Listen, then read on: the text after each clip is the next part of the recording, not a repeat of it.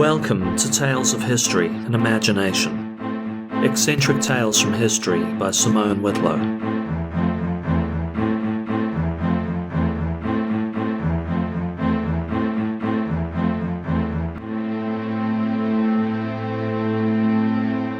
In the wee small hours of October 1837, Londoner Mary Stevens was walking to her place of employment, a house in Lavender Hill where she worked as a servant. While passing through Clapham Common, a demonic-looking figure leapt out at her. Seizing her in a vice-like grip, he kissed her face frenetically, with claws described by Stevens as cold and clammy as those of a corpse. He tore at her clothes, fighting back like her life depended on it and screaming at the top of her lungs. Mary brought locals from nearby houses out onto the common. Startled, the demon took off at a superhuman speed. The following day, the attacker reappeared, this time near Battersea. Reports tell of a figure leaping from the shadows, directly into the path of a horse-drawn carriage. The coachman swerved, crashing and badly injuring himself. Again, locals came out of the houses, catching sight of the attacker, henceforth known as Spring-Heeled Jack. Several men gave chase, but Jack ran off at a great speed towards a 9-foot-high brick wall. The pursuers were astonished as the cackling monster cleared the wall in a single bound. Public reports of a revenant went quiet for some time after this. Ghost sightings were not an entirely uncommon thing in London in the years preceding. Sightings of the Hammersmith ghost in 1803 they'd spread like wildfire, and, well, these things just have a viral nature to them. Now, this is not to say that these ghost cases that happened in London were anything terribly supernatural. There were a lot of cases of the time of people doing a thing called playing the ghost. You get out your best tablecloth or a white sheet, head out in the middle of the night and scare some poor soul half to death. Generally, these incidents were witnessed by a sole figure, and these were the ones that went viral. Spring-Heeled Jack, on the other hand, had two very public incidents where he was seen and pursued by dozens of people, and things remained quiet. This was the case, at least, until a public meeting held by Lord Mayor of London, Sir John Cowan, on 9th of January 1838. At the meeting, Lord Mayor Cowan reported to onlookers he'd received a complaint, in writing, from a source he only referred to as a resident of Peckham. It appears that some individuals of, as the writer believes, the highest ranks of life, have laid a wager with a mischievous and foolhardy companion, that he durst not take upon himself the task of visiting many of the villages near London in 3 different disguises, a ghost, a bear, and a devil, and moreover, that he will not enter a gentleman's gardens for the purpose of alarming the inmates of the house. The wager has, however, been accepted, and the unmanly villain has succeeded in depriving 7 ladies of their senses, 2 of whom are not likely to recover, but to become burdens to their families. At one house, a man rang the bell, and on the servant coming to open the door, this worse than brute stood in no less dreadful figure than a spectre clad most perfectly. The consequence was that the poor girl immediately swooned, and has never from that moment been in her senses. The affair has now been going on for some time, and strange to say, the papers are still silent on the subject. The writer has reason to believe that they have the whole history at their finger ends, but, through interested motives, are induced to remain silent. Lord Mayor Cowan stated his doubts these assaults had even occurred, but citizen after citizen testified to reports of terrified, scarred, or fondled servants. Dozens of assaulted women from Kensington to Hammersmith to Ealing, between October 1837 and January 1838. Later that day, a reporter from the Times ran the story. This was subsequently picked up by newspapers from across the United Kingdom on January 10, 1838. At this point, dozens of letters flooded into the Lord Mayor's office, recounting frightened women, all spied upon, stalked, or attacked by a shadowy, demonic figure. Several of these women bore deep wounds from the claws. A few claimed the victim had gone into a fit after.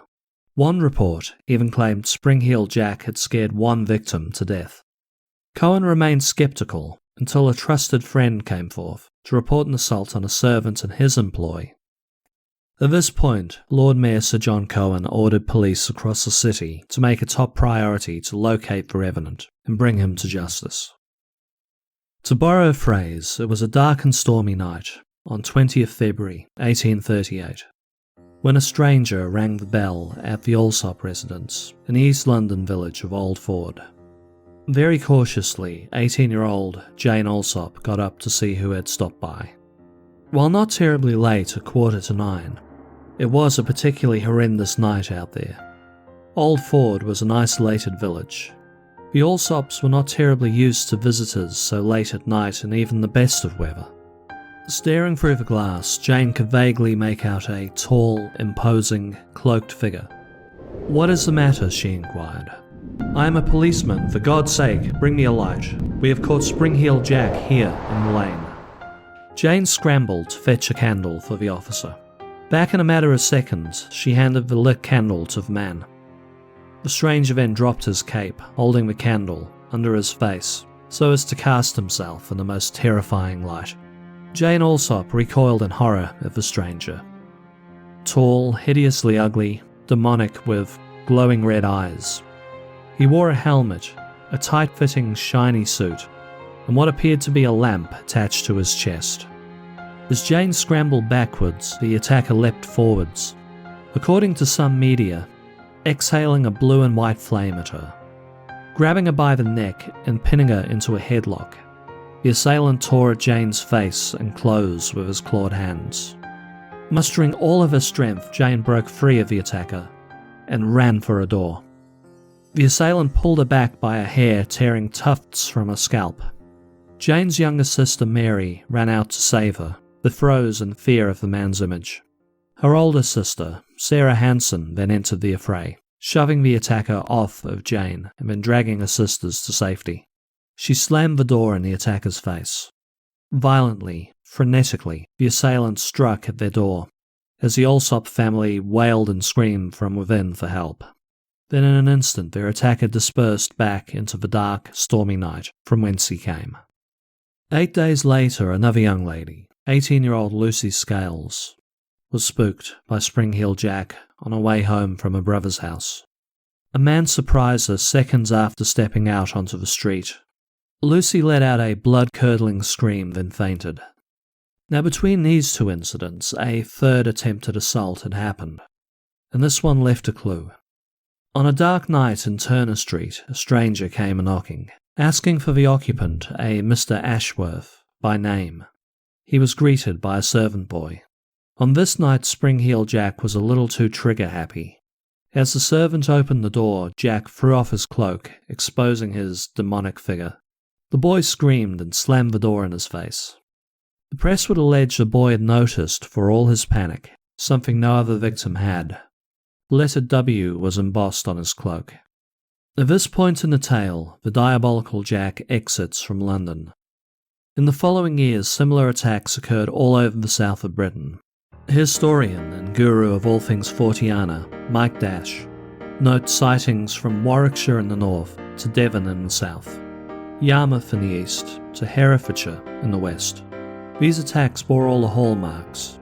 Surprise an unsuspecting traveller at night. Grasp at him with clawed hands, often scarring the victim. A daring escape familiar to watchers of parkour videos today perhaps, but superhuman or supernatural in their age. The attacker would leap over hedges, walls, even horse-drawn carriages. The press would often portray the attacker as a tall, diabolical figure with piercing red eyes. He briefly reappeared in London in 1872 to the distress of the Londoners. Then again in 1877. The latter seems an odd choice of target for Spring-Heel Jack. The original Jack was really a sex pest, mostly assaulting lone women. This Jack had to pick the worst property in all of London to terrorise.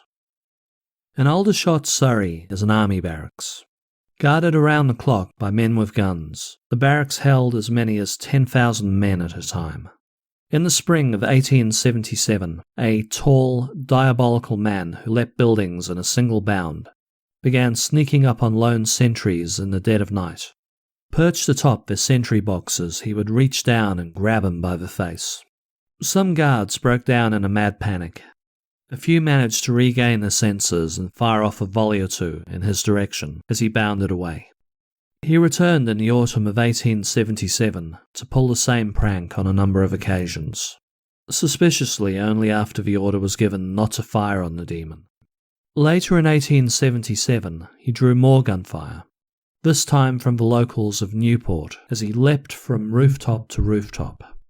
Locals claimed they hit him, but Spring-Heeled Jack just shrugged it off and kept moving.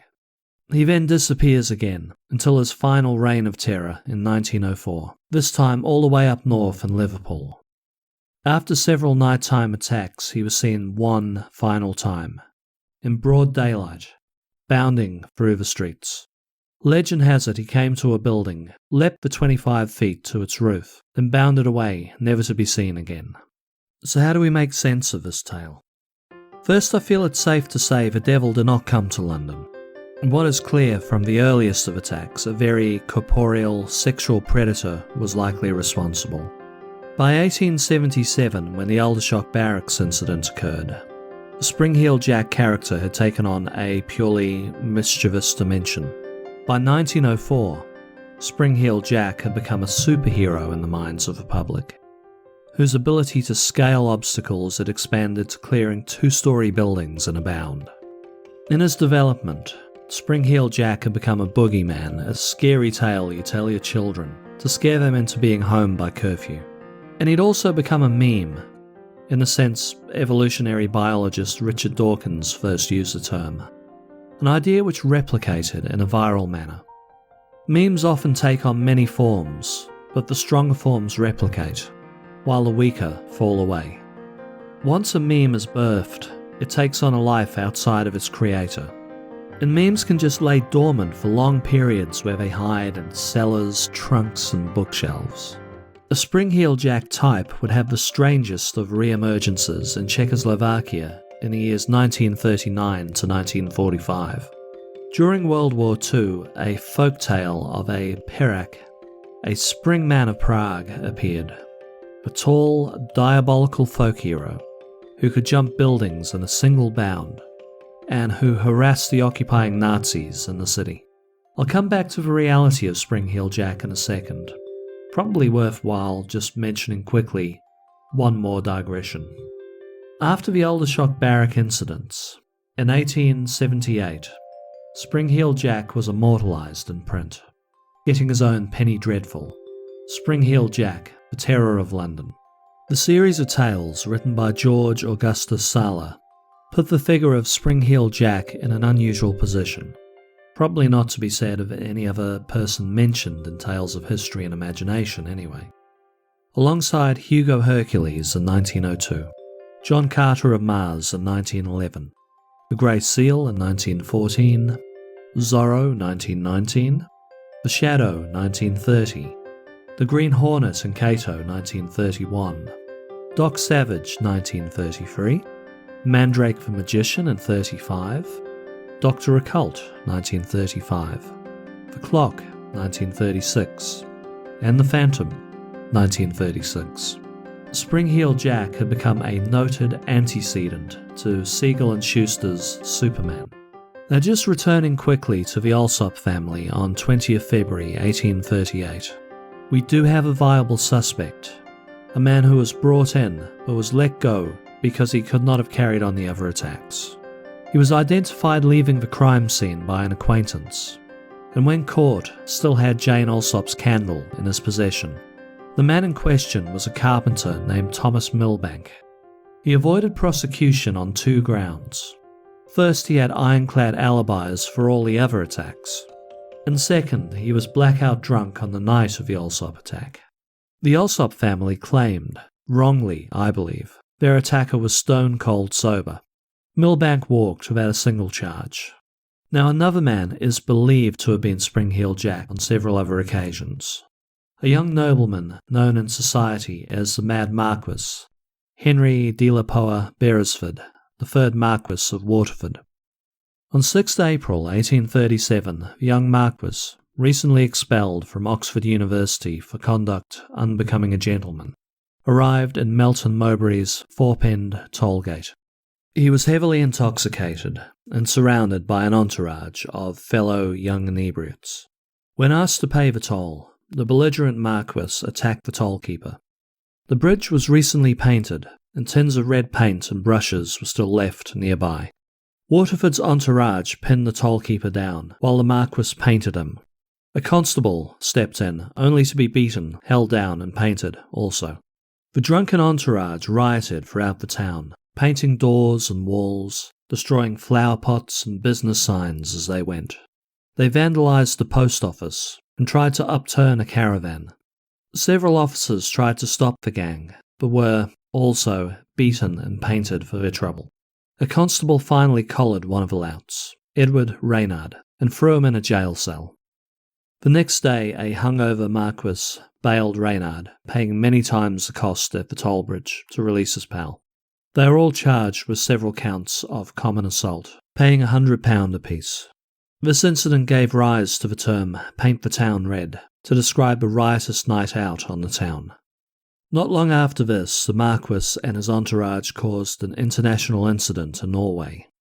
Waterford was harassing a local woman and was knocked unconscious by a local with a Morning Star. He soon returned to London, just before Spring Heel Jack's first appearance. He remained in London till 1842, regularly making the news in his own name, in several drunken, churlish incidents. In 1842, the Marquis married the socialite Louisa Stewart and moved to Curragmore House, Ireland. Whether he was a reformed man via marriage and behaved himself, well, that's debatable, but he avoided further charges and scandals until his death in 1859. The Mad Marquis died of a broken neck after being thrown by a horse. The Marquis of Waterford was an athlete, and at least until his last ride, an excellent horseman. His garments bore his family crest, a shield with a giant W on them. His entourage included a skilled engineer who could have made a pair of spring-heeled shoes. High society long suspected him of being Spring Heel Jack, and if the slew of attacks were revenge for perceived slights at Melton Mowbray, the Norwegian incident, and just against women in general, as he appeared to be a bit of a misogynist. Though hardly conclusive, Henry Beresford, the third Marquis of Waterford, remains a prime suspect in all his early Spring Heel Jack assaults.